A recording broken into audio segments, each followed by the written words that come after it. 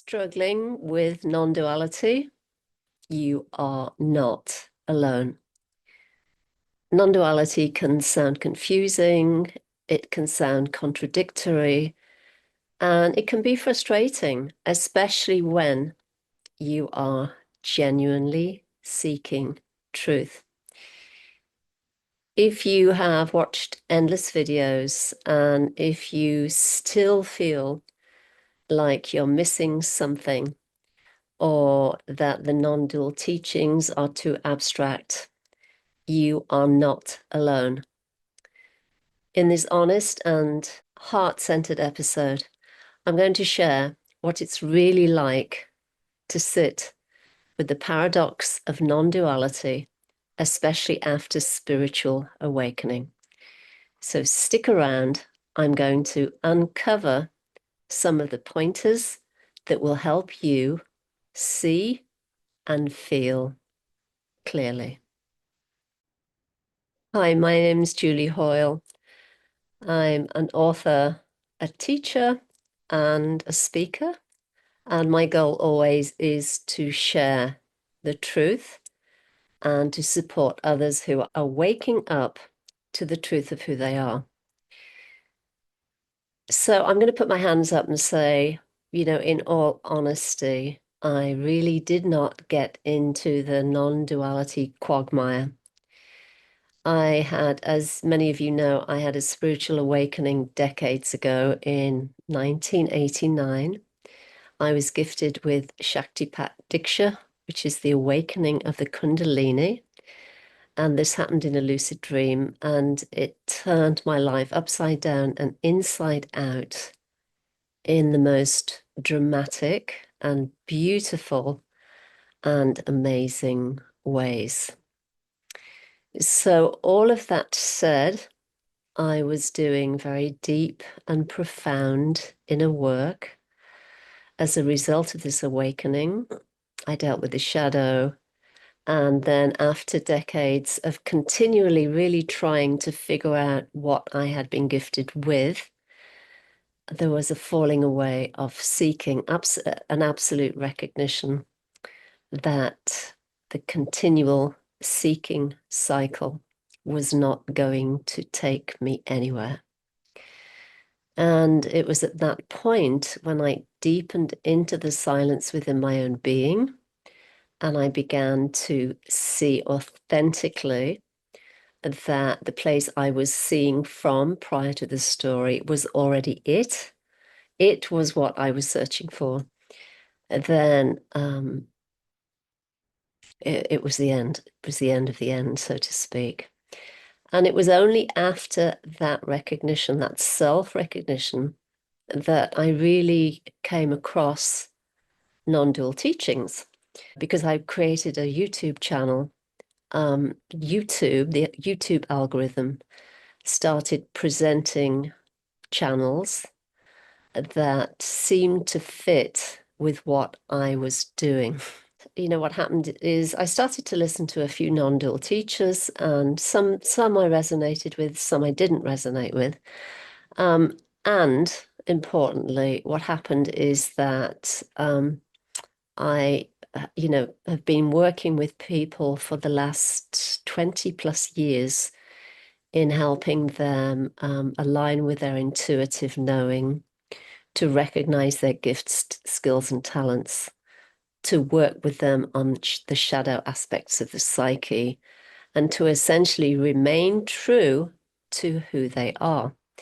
And in the course of doing that work, I have worked with clients who have really gotten very deeply involved with non-duality and have really become stuck, have been very confused.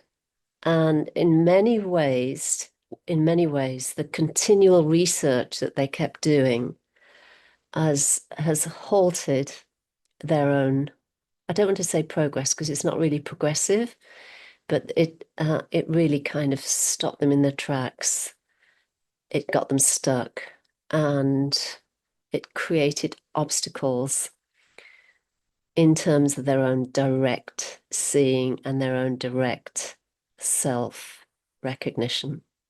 So I want to share in this episode some very simple pointers that will help you if you are one of those people who has found themselves stuck, going round in circles and getting really frustrated. So stick with me, and I'm going to be going over those simple things that you can look for to help you see what has always been here and will always be here.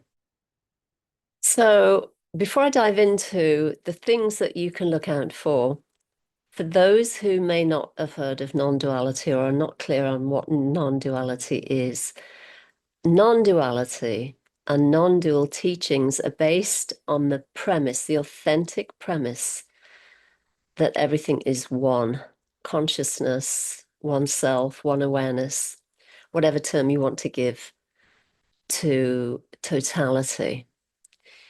So that includes all of your emotions, your psychological makeup, others, the idea of others, every aspect in nature, every form, every movement, everything. Everything is included. There is nothing that is not included in this oneness, in the truth of this reality. So even the thoughts that may come up are part of this play. Emotions that arise and subside are also a part of this movement. And non-duality really relates to the recognition of this, that there is no duality. There is only one consciousness or one awareness, one movement, one expression of life. And of course, all of this can be, when we hear that, there's a resonance inside oftentimes, which is why we're drawn to teachers and non-dual teachings. But one of the problems is that we're hardwired into trying to figure everything out through the vehicle of the mind. And by the nature of it, of the mind, its very nature is about duality. The mind thinks and doubts and questions and analyzes and essentially creates divisions and looks for differences. And of course, the mind is time bound. So when we try to figure out what non-duality is through the vehicle of the mind, we cannot help but become really frustrated because the mind cannot figure out the mystery, the limitless nature, the movement and free expression of all that is. So now here are 3 simple things you can do to stop being caught in this kind of cycle of trying to figure things out in the mind.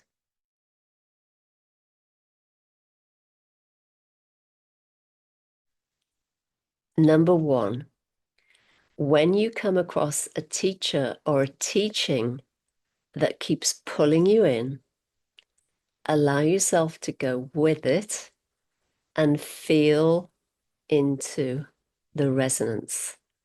Feel into this kind of vibrational pull, this pulsation that is there or is here prior to any words being spoken. Connect in with the presence of the teacher or the teaching, assuming obviously that the teacher is authentic. There'll be this pulsation of truth. There'll be this resonance that you will feel. So trust that feeling, space, and quality, because it is drawing you in, it is magnetizing you, it is showing you that this pulsation, this resonance within you is already here. It has always been here, and it is this resonance that recognizes authentic truth and authentic beingness. And this is who you are. So the first one, recognize recognition, recognize resonance, and honor it. This is really important.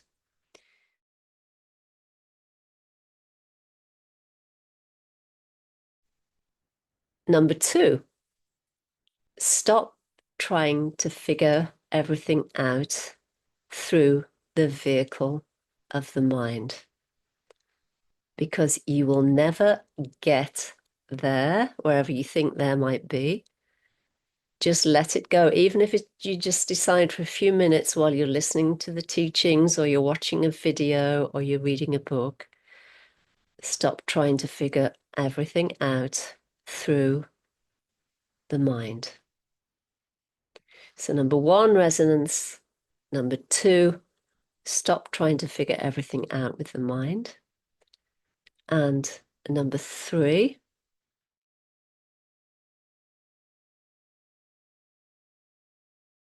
be present. Be right here. Because you can never discover authentic beingness, self-realization, enlightenment, whatever you want to call it, if you are continually looking for the next, the next, the next, the next, the next. When we are habituated to continually want to keep going to the next, we're not present to what is here right now. And we are chasing after the illusion that there's something more, that there's something we're not getting, that there's something other, that there's something that we have to try and, chase after. So these three things are so simple. Number one, resonance. Number two, stop trying to figure it out with the mind. And number three, be here, be present, and don't buy into next is enough.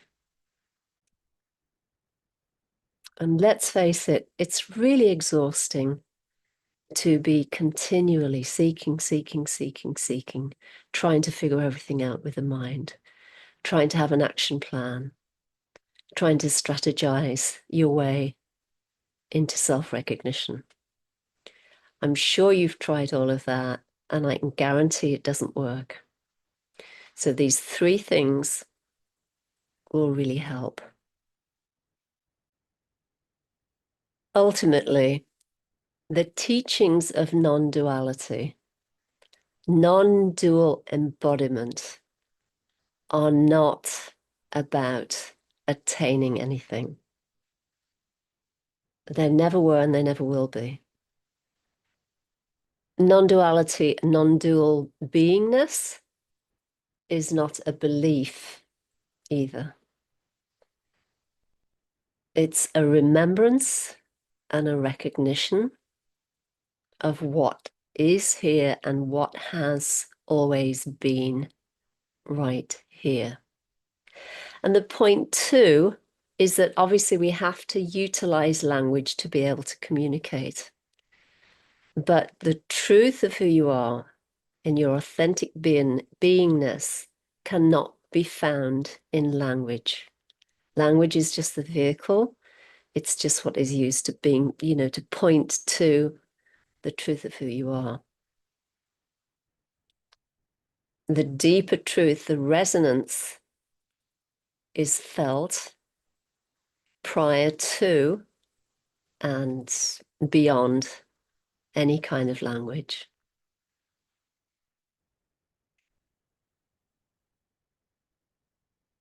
And it's presence, the mystery, absolute awareness itself, whatever term you want to give to the truth of you, is so simple it's overlooked. And this simplicity is then overlaid with all these concepts we have about what we have to do to get there. And then in that mix is all the confusion around all the different teachings we may hear. And those teachings, of course, are colored and shaped by the personality and the former experiences and the conditioning of the teacher who's giving the message. So again, the important thing is for you to kind of lean back into your feeling, your resonance, your own direct recognition and knowing, and to live true to that. So I wanted to hop on here today and to offer this. Hopefully it helps, and it will help you become unstuck from the non-dual kind of cycle. So take it easy, be well, and bye for now.